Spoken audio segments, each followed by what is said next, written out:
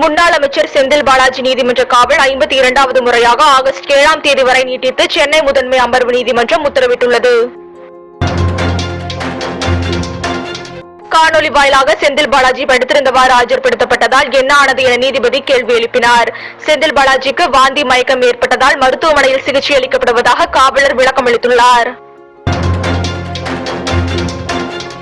மகாராஜா படத்தின் இயக்குனர் நித்திலனை நேரில் அழைத்து பாராட்டினார் நடிகர் ரஜினிகாந்த்.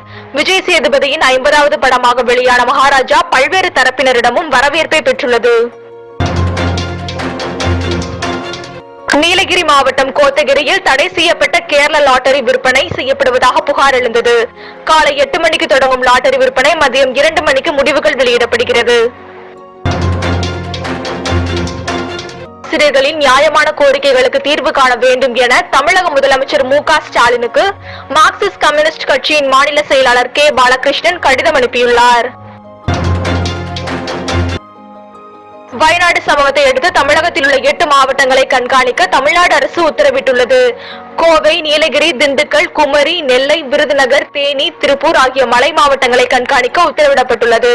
மழை காலத்தில் கண்காணிப்பை தீவிரப்படுத்தவும் உடனுக்குடன் மாவட்ட தகவல் தெரிவிக்கவும் உத்தரவிடப்பட்டுள்ளது. அருகே மூதாட்டி தங்கம் என்பவரை அரிவாளால் வெட்டிவிட்டு தங்க கம்மலை திருடி சென்ற மர்ம நபர்கள் 3 பேரை வள்ளியூர் போலீசார் தேடி வருகின்றனர்.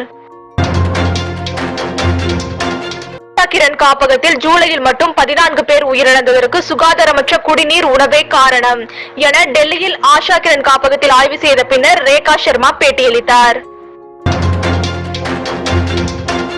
ஆடிப்பெருக்கு விழாவையொட்டி பவானி, நொய்யல், ஆழியாறு நீர்நிலைகளுக்கு செல்ல வேண்டாம் என பெரும்பாலான ஆறுகளில் நீரோட்டம் அதிகமாக உள்ளதால் பொதுமக்களுக்கு மாவட்ட ஆட்சியர் அறிவுறுத்தியுள்ளார். நெல் விவசாயிகளின் நலன் கருதி நடப்பாண்டில் செப்டம்பர் 1 முதல் புதிய விலையில் நெல் கொள்முதல் செய்யப்படும் என அமைச்சர் சக்கரபாணி தெரிவித்துள்ளார்.